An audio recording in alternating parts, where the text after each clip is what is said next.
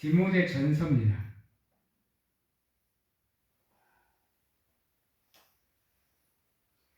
디모데 전서 4장 9절에서 16절 말씀입니다.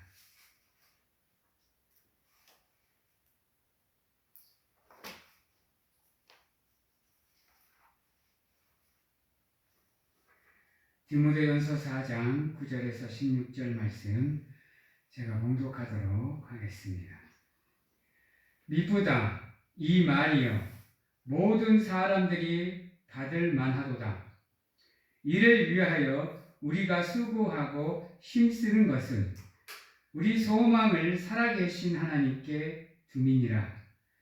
곧 모든 사람 특히 믿는 자들의 구주시라. 너는 이것들을 명하고 가르치라. 누구든지 내 연소함을 업신여기지 못하게 하고 오직 말과 행실과 사랑과 믿음과 정절에 있어서 믿는 자에게 본이 되어 내가 이를 때까지 읽는 것과 권하는 것과 가르치는 것에 전념하라. 내 속에 있는 은사 곧 장로의 회에서 안수 받을 때에 애언을 통하여 받은 것을 가볍게 여기지 말며 이 모든 일에 전심전력하여 너의 성숙함을 모든 사람에게 나타나게 하라. 내가 내 자신과 가르침을 살펴 이 일을 계속하라. 이것을 행함으로 내 자신과 내게 듣는 자를 구원하리라. 아멘.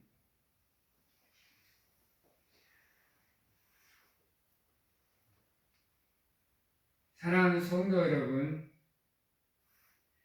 하나님이 원하시는 청지기, 즉 일꾼의 모습은 어떠한 모습일까요? 우리가 살아오면서 또 믿음 생활을 하면서 생각해왔던 하나님의 사람의 모습들이 있을 겁니다. 여러분은 어떠한 모습이 하나님이 원하시는 성도의 모습이라고 생각을 하십니까? 많은 모습들이 있을 겁니다. 하나님을 예배하는 모습도 있을 거고, 또 하나님께 기도하는 것, 또 하나님을 찬양하는 것, 참 여러 가지 모습에서 여러분들은 나름대로의 하나님의 일꾼에 대한 정의를 가지고 계시리라 믿습니다. 오늘 말씀을 통해서 우리가 보고자 하는 것은 하나님이 원하시는 진정한 성도의 모습은 무엇이냐라는 겁니다.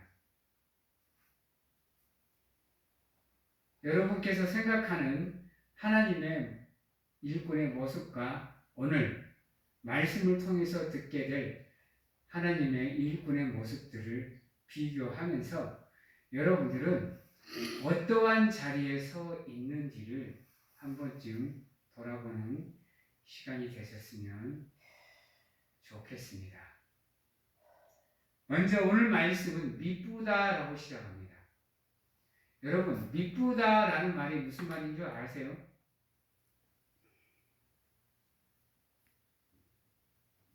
미쁘다는 말은 무슨 말일까요? 미쁘다 이 말이여 모든 사람들이 받을만 하도다 라고 얘기를 합니다. 문맥상 미쁘다는 무슨 말일까요? 따라해봅니다. 아름답다. 아름답다. 예. 아름답다 이 말이여 그랬습니다. 이 말씀을 통해서 지금 우리가 들어야 될 말이 우리에게 얼마나 소중하고 귀한 말인지를 우리는 알게 됩니다. 그래서 뭐라 그러냐? 모든 사람들이 받을 만한 말이다 라고 얘기를 합니다. 무슨 말인가요? 모든 사람들에게 전하여 그들이 믿고 따를 만한 순종할 수 있는 아주 좋은 아름다운 말이다라고 얘기를 하고 있는 겁니다. 그만큼 오늘 우리가 배워야 될 성도의 모습은 중요하다는 말입니다. 반드시 알고 그렇게 행해야 된다라고 이야기하고 있는 겁니다. 그러면 첫 번째로 하나님이 우리에게 원하시는 성도, 즉 일꾼의 모습은 무엇일까요? 11절에 이렇게 얘기합니다. 너는 이것들을 명하고 가르치라. 하나님의 일꾼은 하나님의 말씀을 가르치는 자입니다. 하나님이 원하시는 일꾼의 모습, 하나님의 말씀을 가르치는 사람을 이야기합니다. 하나님께서 지상 대명령으로 주실 때 너는 땅끝까지 이 말을 전하고 가르치라라고 얘기를 합니다. 여러분, 우리는 전하는 자이기도 하지만 하나님의 말씀을 가르치는 자이기도 합니다. 그래서 성경은 우리의 믿음을 초등교사에 비유하기도 합니다. 왜? 우리의 믿음이 성장을 해야 됨을 이야기합니다. 왜 성장해야 되느냐? 다른 게 아닙니다, 여러분. 우리가 말씀을 전할 때 그들에게 우리가 말씀을 가르쳐야 되기에 우리의 믿음이 초등학교 수준, 어린아이 수준에 머물러 있으면 안 된다는 거죠. 여러분, 제가 말씀을 준비하면서도 있잖아요. 최대한 성도님들에게 맞추어서 쉽게 준비하려고 노력합니다. 저는 어려운 단어 잘 안 씁니다. 가끔 가다가 기독교적인 용어를 좀 쓰기는 하지만 너무 기독교적인 용어를 많이 써버리면 우리 교회 또 믿음의 성도들이 알아들으시기가 조금 어려우실 것 같아서 저는 이것을 쉽게 풀려고 노력을 합니다. 그러다 보니까 있잖아요. 한 번씩 턱턱 막혀요. 저조차도 쉽게 풀기 힘든 단어들이 너무 많습니다, 여러분. 여러분, 오늘 미쁘다는 단어 뜻을 알고 계셨습니까? 저 이 미쁘다는 단어를 원래는 풀지 않습니다. 왜냐하면 기본 알고 있다는 베이스를 깔고 가기 때문입니다. 이제 이 말을 푸는 이유는 뭐냐? 이렇게 풀어줘야 우리 사랑하는 성도들이 그나마 그래도 내가 이야기하는 것을 쉽게 알아들을 수 있겠구나 싶어서 풀어주는 겁니다. 그것을 준비하기 위해서 참 많은 것을 연구합니다. 이 본문에 관련된 책들, 또 사전들 다 봅니다. 주석집도 보고 해서 최대한 쉽게 말하고 풀 수 있는 단어가 무엇인지를 찾습니다. 여러분도 마찬가지입니다. 물론 여러분들은 전하여지는 말씀이나 성경에 기록된 말씀 그대로 믿으시면 됩니다. 그러나 중요한 게 뭐예요? 그대로 믿어도 무슨 말인지, 무슨 뜻인지는 알고 믿어야 되잖아요. 아닌가요? 그냥 막무가내로 믿으면 되는가요? 그러면 여러분 잘못된 믿음이 나오는 거예요. 그래서 설교 이 시간이 중요한 이유는 뭐냐? 여러분이 몰랐던 것들, 여러분이 헷갈렸던 것들, 의문을 갖고 있던 것들을 우리가 설교 시간을 통해서 그것에 대해서 배우고 알고 깨닫는 시간이기에 설교 이 시간이 중요한 겁니다. 물론 은혜의 시간, 기쁨의 시간도 되지만 더 중요한 게 뭐냐? 하나님의 말씀을 알아가는 시간이기 때문에 이 설교의 시간이 여러분들에게는 중요한 시간입니다. 그렇지 않으면 저도 이렇게 이 하나님의 말씀을 풀 필요 없어요. 그냥 내가 생각하고 있는 것들 그대로 풀면 됩니다. 물론 여러분들의 믿음이 저보다 낫다라는 얘기는 아닙니다. 저는 여러분들의 믿음을 낮은 단계로 보지 않습니다. 오히려 저보다 오래 많은 시간을 여러분들은 신앙생활을 해 오셨고 저보다 많은 말씀을 듣고 읽고 배웠던 분들이시기에 저는 여러분들의 믿음을 상당히 높게 봅니다. 우리 이숙창 권사님, 우리 김희숙 권사님, 우리 황재석 집사님, 우리 박천일 집사님, 우리 이남희 집사님 믿음 존경합니다. 목회자로서 여러분들의 믿음을 높이 삽니다.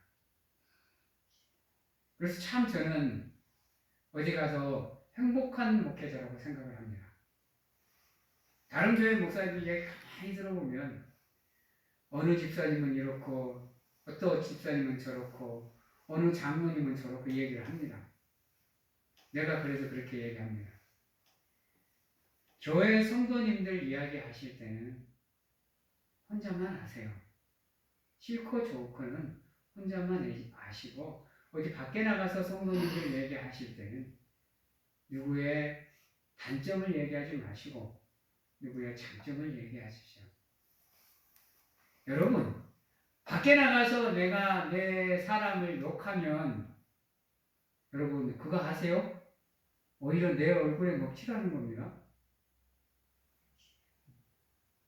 내가 얼마나 우리 성도들을 못 가르쳐 놨으면 우리 성도들의 믿음이 저것밖에 안 되어서 내가 밖에 나가서 우리 성도들의 이름을, 삶을 헐뜯습니까?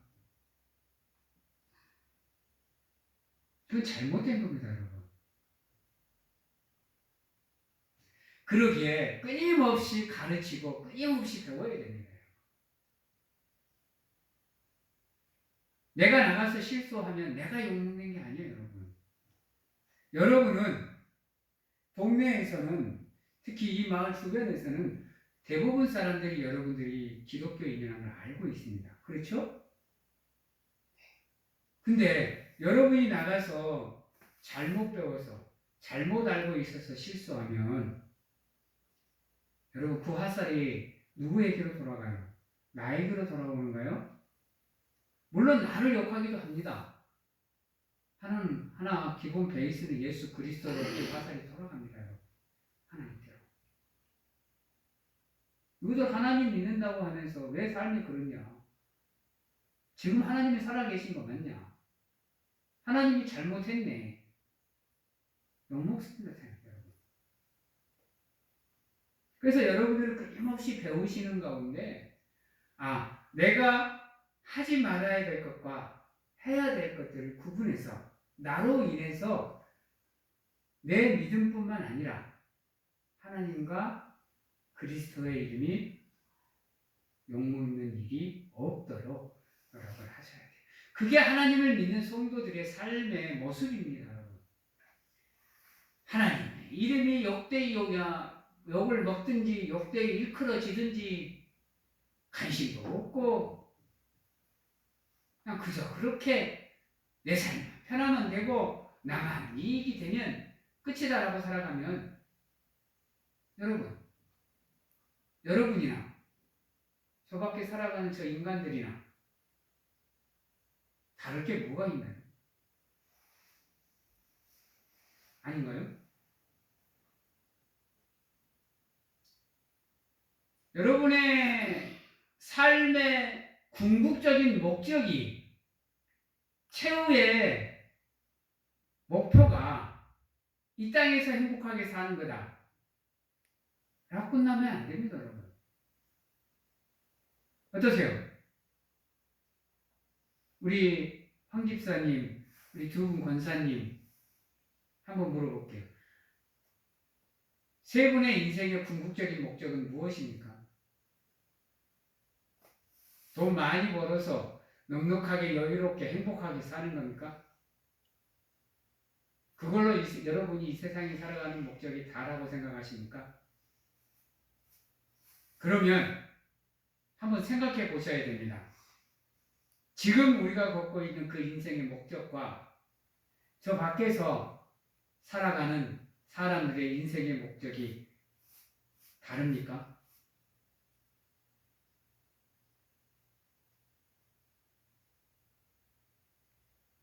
달라요? 아니잖아요. 밖에 살아가는 저 사람들도 삶의 궁극적인 목적은 행복입니다, 여러분. 그러기 위해서 죽으라고 땀 흘리며 돈 버는 거 아닙니까? 여러분의 인생의 목적은 그 행복을 뛰어넘으셔야 됩니다. 저들보다 한 단계 더 뛰어넘은 인생의 목적을 갖고 계셔야 됩니다. 그래야 여러분들의 삶이 저들의 삶과 구분이 되는 겁니다. 따라해 봅니다. 나는 큰 소리로 따라해 봅니다. 나는 이 세상의 목표가 행복이라는 단계를 넘어 경건으로 나가겠습니다. 예. 그게 우리 인생의 목표가 돼야 돼요, 여러분. 경건이 뭔지 아세요? 여러분, 경건은 따라해 봅니다. 하나님을, 예수님을 닮아가는 것. 예. 이게 우리의 인생의 목적이 되어야 됩니다. 근데 우리는 그 행복이라는 단계에서 머물잖아요. 그러니까 여러분들의 삶 속에 신앙생활이라는 게 가벼이 여겨지는 겁니다. 다른 것 때문에 그러는 게 아니에요. 내 인생의 궁극의 목적이 세상 사람들과 똑같은데 신앙생활에 대한 중함이 얼마나 큰지를 알겠어요? 그러니 맨 설교를 해도, 맨 설교를 들어도, 성경을 읽어도 그 선을 넘어가지 못하는 겁니다. 그래서 나의 행복을 위해서, 나의 기쁨을 위해서 잠깐 믿음을 내려놓을 수 있는 단계까지 가버리는 거예요. 그것은 경건이 아닙니다. 그래서 야고보서에서 뭐라 그래요? 행함이 없는 믿음은 죽음이다. 하나님께 축복은 원하면서 나의 삶의 경건은 없다. 그러니 우리가 하나님의 은혜를 받을 수 있겠어요? 한번 생각해 보세요. 하나님을 향한 경건이 없는데 하나님 축복해 주세요. 은혜 주세요. 응답해 주세요. 되겠습니까? 우리가 끊임없이 배워야 되고 또 가르침을 받아야 되는 이유 거기에 있습니다. 그 한 단계 한 단계를 깨고 다음 단계로 나가기 위해서 우리 끊임없이 배워야 되는 겁니다. 12절에 뭐라 그래요? 누구든지 네 연소함을 업신여기지 못하게 하고 오직 말과 행실과 사랑과 믿음과 정절에 있어서 믿는 자에게 무엇이 되라? 본이 되어 예. 본이 되어야 되는 겁니다. 우리의 삶이. 누구에게? 밖에 있는 저 사람들에게 말과 행실과 사랑과 믿음과 정철에 있어서 그 누구도 나로 인해 하나님께 손가락질 못하게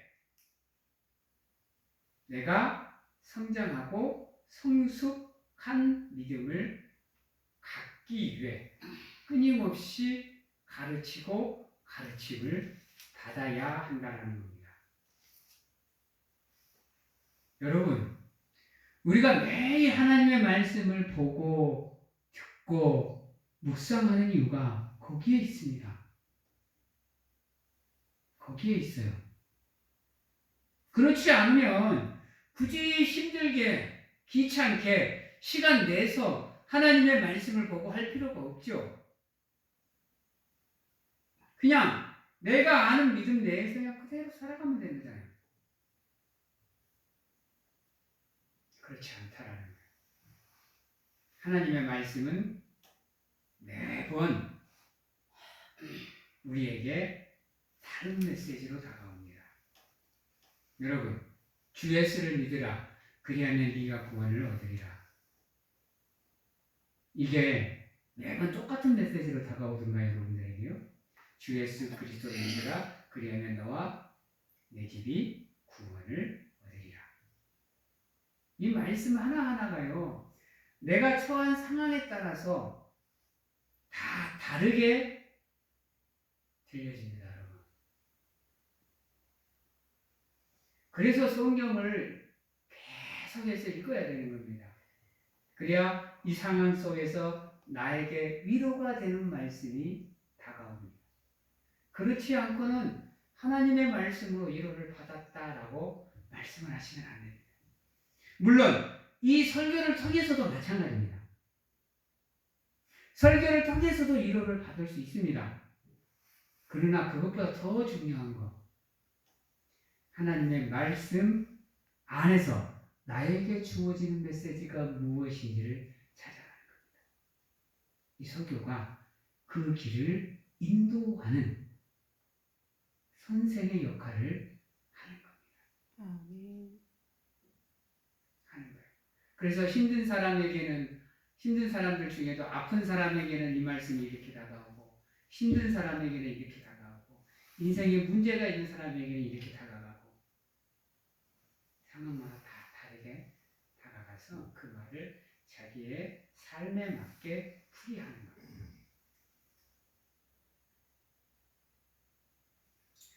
두 번째로 우리에게 있어서 하나님이 원하시는 청지기의 모습이 무엇이냐? 자, 15절입니다. 이 모든 일에 전심전력하여 너의 성숙함을 모든 사람에게 뭐하게 하라? 나타내게 나타내라. 우리는 우리의 믿음을 보여주는 사람들입니다. 우리가 하는 신앙생활의 모습, 믿음의 모습들을 밖으로 표출시켜야 되는 사람입니다. 그래서 믿지 않는 사람들이 그 모습들을 보고 우리를 통해서 하나님의 형상을 찾고, 우리를 통해서 하나님의 말씀을 듣고, 우리를 통해서 하나님의 사랑을 알아가게 만드는 것. 이걸 두 자로 줄이면 뭐예요? 여러분,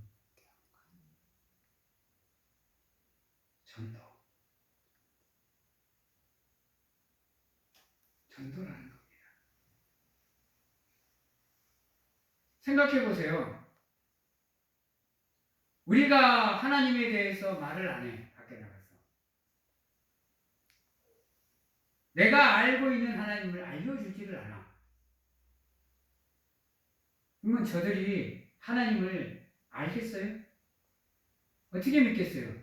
우리가 알려주지 않는데, 우리가 가르쳐주지 않는데, 보여주지 않는데 하나님이 누구인가를 저들이 어떻게 알아요? 여러분, 그러다 보니까 밖에 사람들은 제우스나 알라나 부처나 하나님이나 다 같은 신인 줄 알아요. 그러니 모든 종교에 구원이 있다라는 말이 나오죠. 이건 우리가 잘못한 겁니다, 여러분.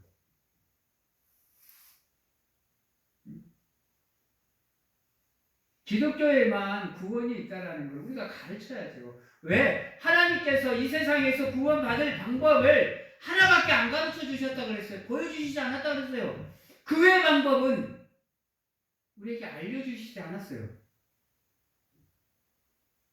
근데 모든 종교에 다 구원이 있다라고 얘기를 해요.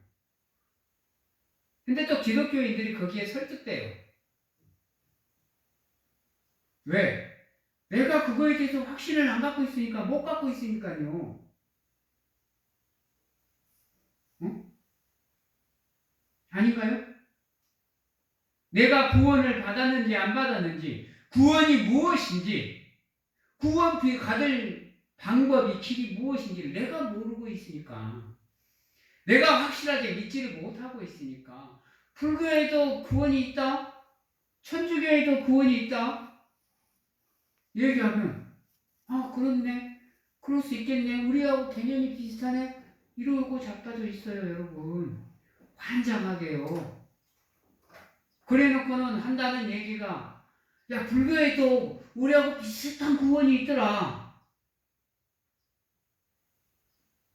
이러고 있어요. 여러분 혹 여러분이 그러고 계시지는 않습니까? 한번 잘 생각을 해보셔야 돼요. 우리가 나가서 복음을 전해야 되는 이유가 여기에 있습니다. 저들이 지금 한 장 없이 구원의 길에서 벗어나고 있어요.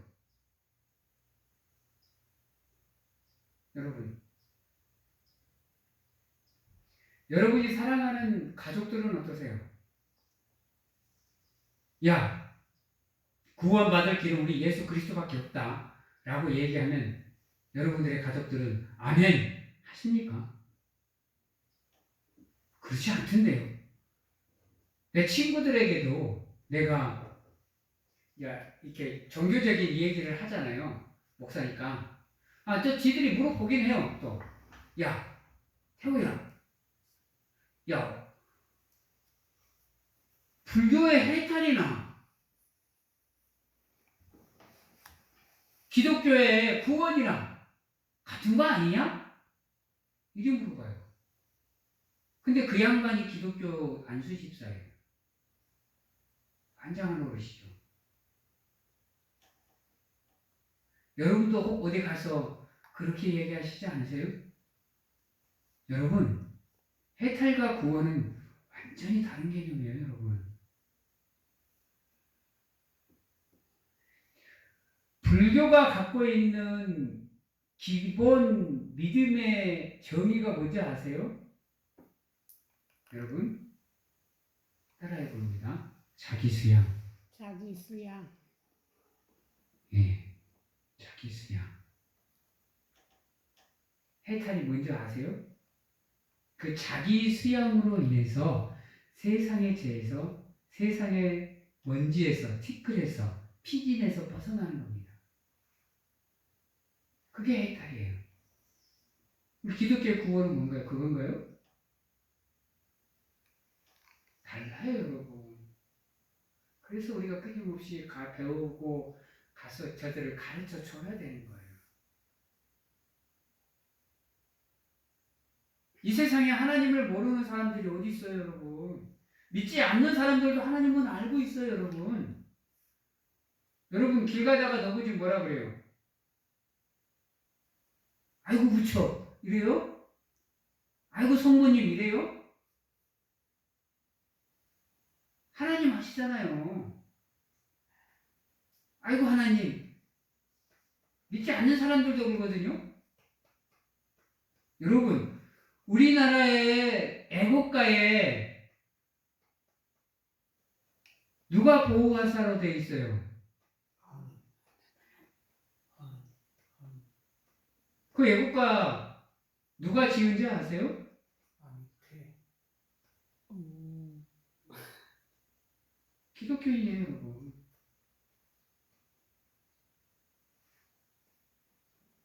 세상은요, 우리가 딱 보면 막 힘 있는 사람들, 권력 있는 사람들, 뭐 가진 자들에 의해서 역사가 좌지우지 되는 것 같죠? 역사 속에 굵직굵직한 귀한 전환점들을 가만히 봐보세요. 전부가 다 기독교인들에 의해서 움직였어요. 단 하나도 빠짐없이요. 우리나라 3.1절 만세운동도 33인 60%가 기독교인이에요.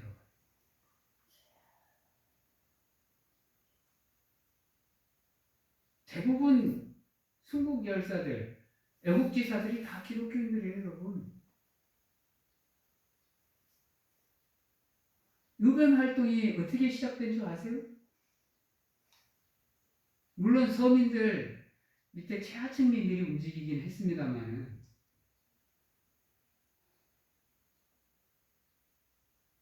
여러분, 우리의 역사 속에서는 다 하나님의 계획대로 움직여지는 거예요.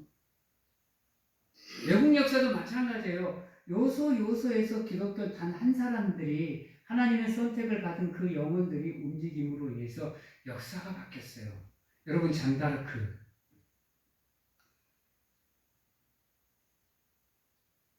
갈릴레오 갈릴레이, 뉴턴, 니체, 여러분 다 기독교인들이에요. 다 기독교인들이에요. 아리스토텔레스, 아폴론, 다 기독교인들입니다. 그들에 의해서 역사가 만들어지고 움직여가고 있었어요. 지금도 마찬가지예요, 여러분. 물론 이제 이 세계의 이 혼란을 어떠한 사람이 잠재울지는 어느 누구도 모르겠지만 반드시 하나님께서 사람을 들어서 세계의 평화와 안정을 시킬 겁니다. 그 한 영혼이 여러분이 되시기를 주님의 이름으로 축원합니다. 아멘. 세 번째로 우리가 하나님이 원하시는 일꾼의 모습을 갖기 위해서는 어떻게 해야 되느냐. 마지막 절 16절입니다. 네가 네 자신과 가르침을 살펴 이 일을 뭐하라? 계속하라. 이것을 뭐하라? 행하라. 내 자신과 내게 듣는 자를 뭐하라? 구원하리라. 우리가 하나님을 향한 믿음을 지속적으로 행함으로 저들을 어떻게 하는 거예요? 구원하는 거예요. 그래서 교회를 지금 뭐라고 불러요? 구원의 방주. 여러분들 한 사람 한 사람이 그 영혼을 구원시키는 하나님의 일꾼들이라는 겁니다. 성도들이라는 거예요. 근데 이게 단기적으로 이루어지는 게 아니에요. 뭐 전도하기 위해서 날 정해놓고 전도 나가는 거 이렇게 단기적으로 하는 게 아니란 말이에요. 여러분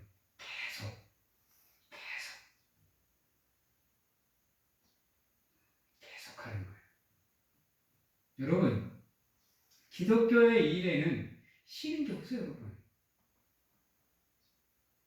아세요? 피곤하다고, 힘들다고, 지친다고 쉬는 게 기독교에는 없어요, 여러분. 그건 세상적인 개념이고요. 믿음의 개념에는 그게 없어요, 여러분. 쉬어도 어디에서 쉬어요? 교회. 하나님의 품 안에서 쉬는 거예요. 여러분. 근데 우리는 뻑하면 쉰대요. 믿음은 계속 하는 겁니다. 계속. 언제까지? 주님이 다시 오실 때까지. 기도도 마찬가지잖아요. 좀 하다가 하나님이 들으시는 것 같지 않네. 응답이 없네? 꼭 멈춰버려요. 언제까지 기도하는 거예요? 여러분. 네, 응답 받을 때까지. 그리고 그 기준은 내가 정하는 게 아니라 하나님이 정하시는 거예요. 하나님. 근데 우리는 안 그렇잖아요. 남에게 가르침을 받지도 않고 남을 가르치지도 않고 남에게 전하지도 않고 듣지도 않고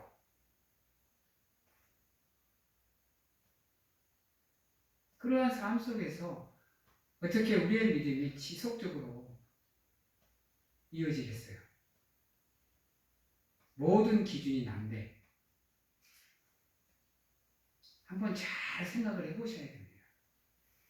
오늘 이 시간 내가 걸어온 믿음의 길을 한번 잘 돌아보십시오. 나는 지금 믿음 생활을 어떻게 하고 있는가? 하나님의 말씀에 대한 가르침을 잘 받고 있는가? 그걸로 인해 저 믿지 않는 영혼들에게 하나님의 말씀을 잘 가르치고 있는가?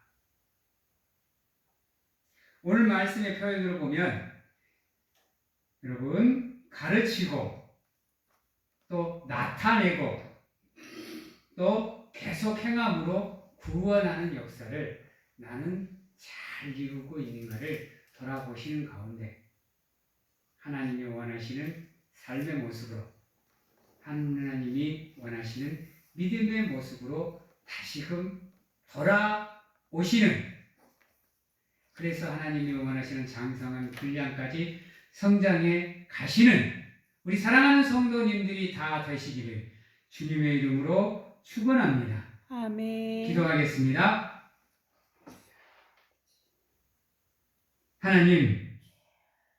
하나님은 늘 우리를 향해서 미쁘다, 아름답다, 이쁘다, 착하다, 선하다, 의인이다 칭찬하십니다. 그러나 그 칭찬을 듣는 우리는 어떠한 삶을 살아가고 있는지 오늘 이 시간 하나님의 말씀에 빗대어 생각하고 점검하고 돌아보게 하시옵소서. 그리하여서 잘못된 길을 걷고 있다고 한다면 하나님께 고백하고 회개하는 가운데 우리의 삶을 돌이켜 하나님이 원하는 삶의 모습으로 믿음으로 나아가는 은혜가 오늘 이 시간 함께 할 수 있도록 하나님 축복하여 주시옵소서. 아멘. 하나님이 원하시는 성도의 모습으로 성장하길 원합니다. 가르치는 일에 집중하게 하시옵소서.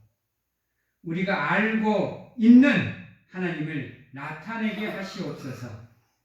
또한 이 믿음의 일을 열정을 가지고 지속적으로 행하는 가운데 저들에게 구원의 길을 보여줄 수 있는 우리가 될 수 있도록 하나님 축복하여 주시옵소서. 아멘. 지금은 우리를 죄에서 구원하시기 위해 이 땅에 오신 예수 그리스도의 은혜와 세상 끝날까지 항상 우리와 함께 하시는 가운데 안아주시고 품어주시는 하나님 아버지의 사랑하심과 세상 어느 곳에 가서 무엇을 하든지 간에 우리를 지키시고 보호하시는 성령님의 교통하심이 오늘 이 자리에서 하나님이 원하시는 성도의 모습으로 나아가겠노라고 확신하고 결단하는 귀한 하나님의 성도님들 머리 위에와 가정과 직장, 자녀와 건강 위에 지금부터 영원토록 함께 하시기를 축원하옵나이다. 아멘.